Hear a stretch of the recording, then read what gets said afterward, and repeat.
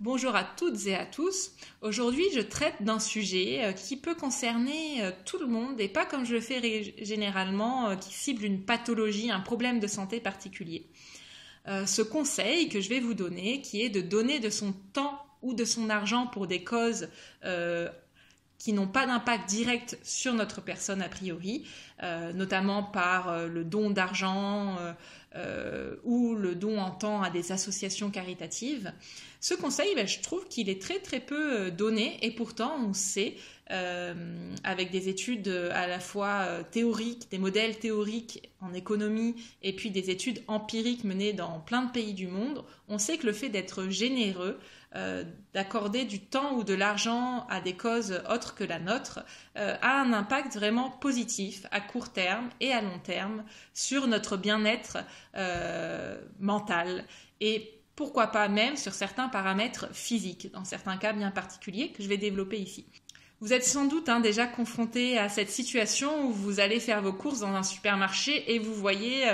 pas très loin de l'entrée, un stand de bénévoles du Resto du Cœur qui interpelle chaque passant pour leur demander un don. Alors souvent, on a une réaction qui consiste à éviter à passer par une autre entrée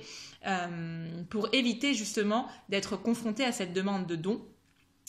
Et autre situation aussi où on voit par exemple quelqu'un qui demande de l'argent ou une petite viennoiserie à l'entrée d'une boulangerie et on va avoir tendance parfois justement à s'arrêter pour donner quelque chose à cette personne même si on n'y avait pas pensé au préalable. Dans ces deux cas de figure, on expérimente ce ressenti qu'on appelle le don gratifiant. C'est cette sensation, alors soit dans le cas où lorsqu'on donne, tout de suite on a un bien-être subjectif positif, on ressent une émotion positive liée au fait d'avoir donné. Et lorsqu'on évite les personnes, c'est justement par anticipation pour ne pas ressentir ce bien-être du coup négatif, cette émotion négative qu'on ressentirait si on passait devant le stand et qu'on disait non, ou qu'on ne repassait pas pour donner quelque chose. Donc il y a vraiment un effet qu'on ressent tout de suite, direct, immédiat, du don d'argent ou de temps, qui a été tout théorisé, modélisé dans une théorie économique dite du don gratifiant en français. Et ce qui est intéressant de creuser, c'est de voir si justement le fait de donner a un impact à plus long terme, indépendamment de cette émotion positive qu'on ressent sur le moment. Est-ce qu'on peut parler vraiment d'un effet positif sur la santé ? Ce qui est intéressant de constater, c'est que c'est quelque chose qui a été étudié. On a par exemple une grosse étude publiée en 2019 qui s'est intéressée aux déterminants les plus importants de la qualité de vie, du bien-être de personnes dans plus de 150 pays du monde. Donc à la fois des pays comme la France, la Suisse, la Finlande, mais aussi des pays bien moins développés économiquement, comme par exemple certains pays d'Afrique, le Koweït, le Congo, ou d'Asie, ou d'Amérique du Sud. Les chercheurs se sont vraiment intéressés à trouver les déterminants communs dans tous ces pays, en posant des questions aux gens, en suivant l'évolution de la qualité de vie des personnes telles qu'elles le décrivent elles-mêmes. Et un des 6 facteurs décrits, en plus bien sûr du PIB, du réseau social, d'être libre dans ses choix de vie, de l'absence de corruption et de l'espérance de vie, qui sont tous des facteurs explicatifs importants du bien-être, et le 6e facteur, et d'ailleurs pas le moins important en termes d'impact, c'est le fait d'être généreux. Et la générosité a été évaluée dans cette étude positivement. On a considéré les gens comme généreux s'ils avaient répondu oui à la question « Est-ce que vous avez donné de l'argent à une œuvre de charité au cours du mois dernier ?» Et quand on regarde ça et quand on contrôle par rapport à d'autres facteurs tels que l'espérance de vie, le PIB, etc., on se rend compte qu'en soi, juste le fait de donner de l'argent, toutes choses égales par ailleurs, les gens qui ont répondu oui à cette question ont toutes choses égales par ailleurs, beaucoup plus de chances de se décrire heureux dans leur vie que ceux qui n'ont pas répondu oui à cette question. Alors, si je vous présente cette étude, c'est que c'est une étude importante, mais c'est surtout que c'est une étude qui n'est pas du tout en contradiction avec l'ensemble de la littérature internationale sur le sujet. Toutes les équipes de recherche qui se sont penchées sur le sujet constatent qu'il y a un effet statistique, mais quand on regarde l'impact aussi décrit sur le bonheur des gens, il y a un effet du fait de donner de son temps dans ce modèle-là ou de l'argent. Alors quand on s'intéresse un peu plus précisément à qu'est-ce que ça fait concrètement en termes de bonheur, on constate que c'est plutôt le mode bonheur dit eudémonique qui est amélioré, c'est-à-dire cette sensation d'avoir un sens à sa vie et d'être épanoui, qui est une des deux formes de bonheur qui a le plus d'impact sur la qualité de vie, avec aussi le fait d'être tout simplement satisfait de sa vie.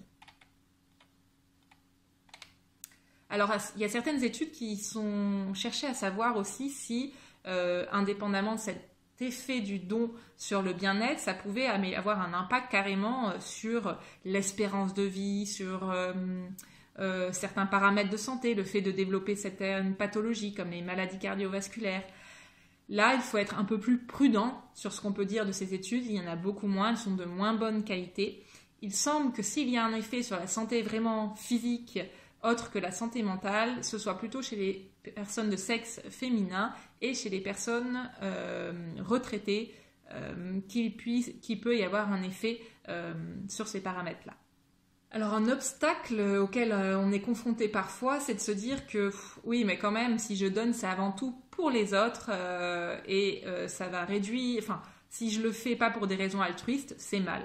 Je pense que c'est erroné de raisonner comme ça parce que le fait de culpabiliser, si ça vous conduit à ne pas donner, eh ben, les bénéficiaires du don n'auront pas l'argent ou le temps que vous avez pensé donner,